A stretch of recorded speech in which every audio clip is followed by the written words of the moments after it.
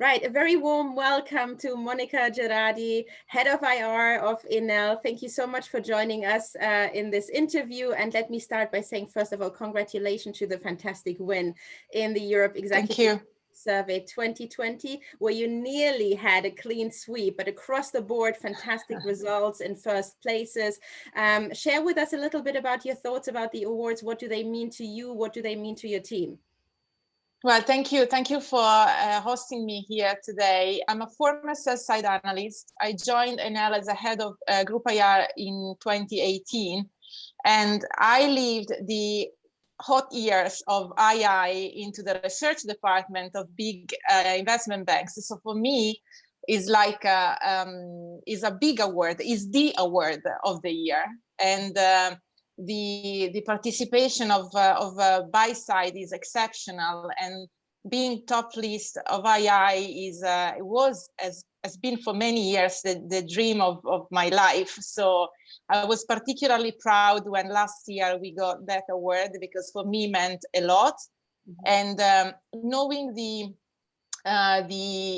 exceptional insight of II research, my management appreciated to be top ranked in that specific award, because it has a huge substance below itself. Yes, fantastic. And congratulations again. Well done. We've obviously gone through a very hard year. It's still going on to a certain degree. Share with us the experience that you've actually undergone. So yeah, 2020 was definitively a year where the engagement changed deeply in terms of in form and in content as well. The interaction with investors have become more frequent, and as an IR, my daily task was to make this flow open. Thanks God we had invested as a company massively in digitalization, so we were able to use all of our platforms to remain connected with investors, either via our app, dedicated app, via our new branded website, or via phone and Zooms, Teams, all of the different type of platforms that we had available. Last year, just to give you a number, we counted how many meetings we had in 12 months. And we closed the year with about 1,100 meetings, compared to a year before when we had something around 700. So it was definitely a massive step up. And we became more proactive because we killed the travels, and that opened up to new opportunities in new markets, and of course, more time to engage with the legacy markets. Yeah, very good. You've just mentioned IR digitization. It's obviously something that has, started even before the pandemic. To your point, you have already those platforms in place, but we have rapidly adopted it actually through the pandemic. But what are the other tools and functions within your team where you actually adopt technology, where you use AI potentially, to make your work more efficient? So the IR job is a job of relations. That's undoubtful. I think that the basic of our job is to keep human relation in place. But within the investor relation activity, you have some replicable activities that can be, let's say, robotized. So we decided 1.5 years ago to invest as a team into the use of artificial intelligence, for example. And we, together with our digital solution colleagues, we put together a number of algorithms that are feeding a robot, which is, a member of my team effectively. He or she, I don't know, has a name, and contributes to our workload every day. So these little robo-human is creating for example, the newsletter that we send to the management every day with all of the pieces, most relevant pieces of research, and every night provide the closing data for the stock and for the group and for the peers. And this was, internally was a step change, because we killed the number of human hours that were used for replicable activities. With the outside world, 2 years ago, we started with a kind of prototype of our app, because actually a little bit more, 3 years ago, because we decided to basically be compliant with our ESG strategy at group level, and we killed the paper that were distributing to investors during physical roadshows or to analysts during physical meetings like capital market days. And we provided instead iPads. I must say that, and that was 2018, was my first year at Enel, and I remember the face of my former colleagues when they saw the iPad. The analysts like paper, they love paper, they write papers, so I knew that kind of passion. And I remember the faces of my colleagues when I told them that we would have turned into iPads. They were like, but now it's a completely common behavior. And when the first roadshow with iPads was a little bit tough, I must say, but now people are getting used to it. They're not surprised anymore. And actually we see an incremental number of people that are coming to meetings with iPad and becoming completely paperless and more environmental friendly. So huge changes that have been promoted by the digitization of processes. You've just also mentioned ESG. It's a big topic. It's a growing topic. Share with us a little bit where you're at in terms of your ESG journey. How do you actually achieve alignment with investors, and where are the challenges for you there? So I remember when I joined Enel, I was, as I said, a sell-side analyst. I spent my entire life covering mainstream investors, utilities. We were, and we still are, I think, a little bit of a collection of iron-friendly type of people. So we like, the concept of materiality for analysts is quite clear in mind. And when I first approached the ESG world, I was kind of confused. I couldn't even get the acronyms that were in that word. So too many kind of weird thing to manage. Then I started to look at the world in a more kind of an analyst-friendly way. So trying to talk to ESG investors together with the mainstream investors. So my first roadshow was combining the two parts within investors, so ESG and mainstream, but just because I needed to have this kind of collection in my brain. So I decided to kind of use the market for once in order to fulfill my thoughts and to fulfill my growing process as a 360 investor relator. And I must say that since then, the financial world has gone to that type of, has kind of walked that path, so path of convergence. Of course, now I know what acronyms means, which is a big step up. The market was giving me the tools to create a new language that was applicable to ESG and also mainstream.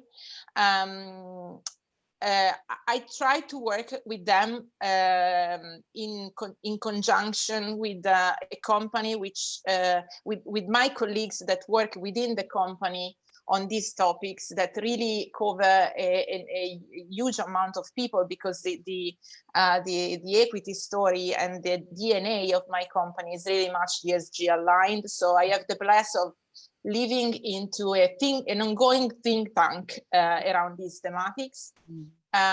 we were a front runner in lots of different aspects, from the financial products that we put in the market as first the sustainability linked bond, to the concept of sustainability is value that was really much promoted by my CFO. So how I deal with the ESG word, trying to find common metrics. So I think that the big goal for this new word is to find hybrid metrics that we effectively put together in numbers, the ESG and the mainstream. Very good. According to a recent poll we've actually conducted with investors and also corporates, we understand from the buy side, from the investors, that they're expecting an increase in activism. On the other hand, corporates are not really engaging in that sense with investors and haven't really got a plan or an approach or strategy in play. What are your views on that, and how do you mitigate that risk? So I don't think I would put in the same sentence activist and risks, to be honest. I don't think I would put ever the word risk together with the word that is categorized one of my potential shareholders or bondholders, because to me, all of the different clusterization that you can have out there are an opportunity rather than a threat. I think that, you know, Enaya must speak different languages, as I said before. So you need to learn how to manage these people well before they knock your door. And to do that, you need to learn from the experience of others how a new style investor is approaching the financial world, which is in a nutshell not really different from what I'm managing or we are managing today. It's just a different, it might be a different style, it might be a different approach, but the language is the same language. So you need to adapt and to color your way of engaging with them. Proactivity, I think, is always the key success factor. So never sit on your chair thinking that tomorrow will be the same as today. The bless of our job, I think, is that we are in a never-changing environment. So we need to adapt. Although, no, adapt is the wrong word. I think we need to predict the changes and forecast the changes that are upcoming, and always being one step ahead the others. And the only way to do that is to stay close to the market. Whatever type of voice wants to be heard, you have to listen.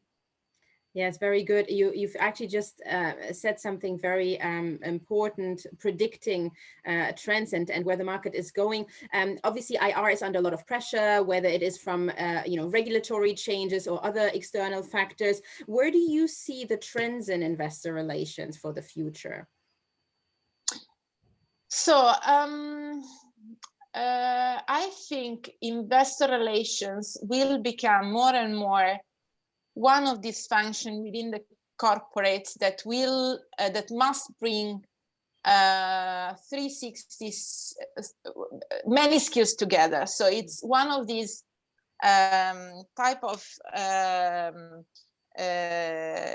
element within a team that is needs to play with the team in harmony and being the good cop and bad cop at the same time, and being able to talk to the external world and feedback the external world into the company and make sure that this message is not misunderstood or controversial at all.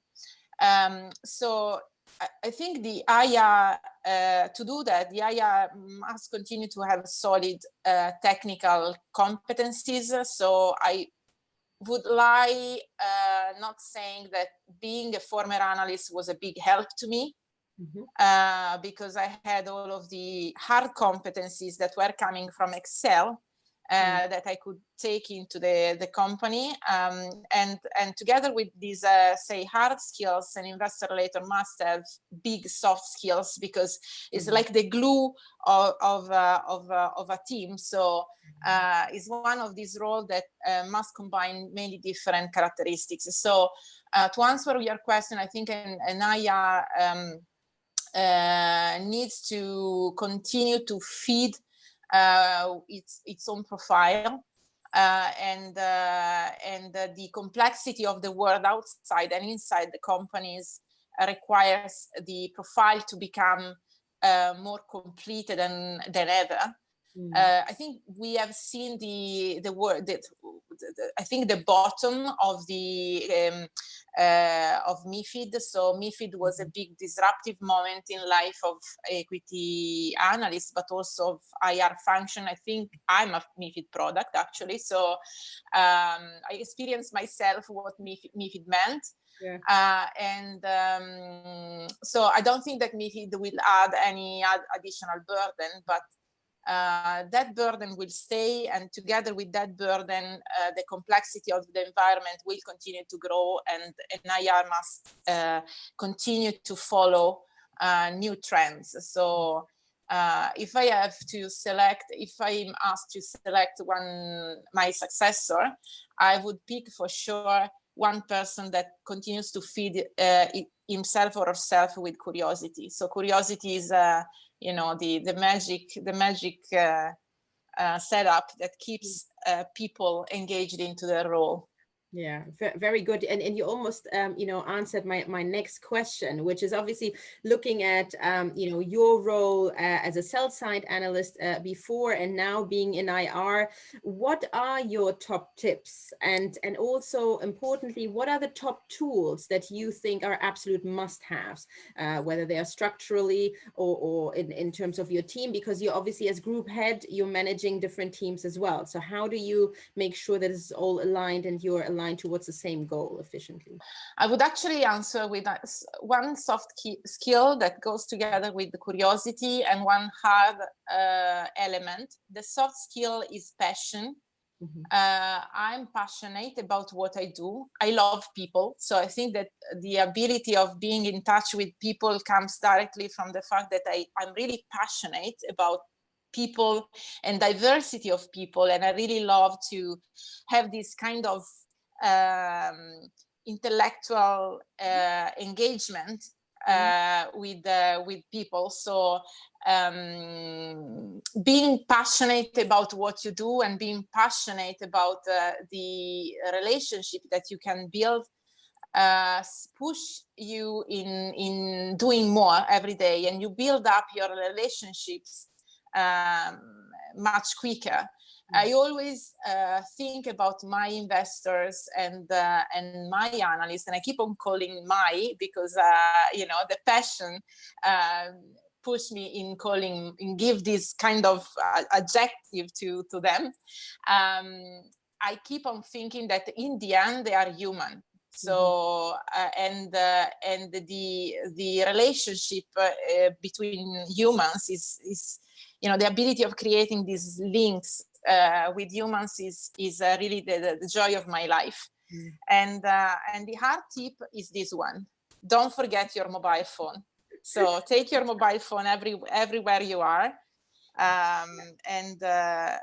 Investors are always able to reach me. The mobile phone is really the hard core of my job. Fantastic. Well, one of the things that we're evaluating in the survey is obviously responsiveness and also access. And these are also attributes or qualities you have scored in very, very highly, Monica, you and your team. It may be not as intellectual, but we're switching gear now to some personal questions to you, Monica. I hope you play along. My first question to you is, please name a historic figure that you would like to meet, and what would you ask them?